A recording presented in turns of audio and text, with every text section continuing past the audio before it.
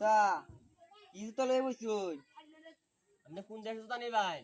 আমার কাছে Thailand, Australia, America, Saudi, Singapore, Malaysia, Azad, কুদাত যত জুতা আছে বিশ্বের মাঝে সব আমার কাছে আছে। আমার তাহলে কুদার জুতা দেন একজোর।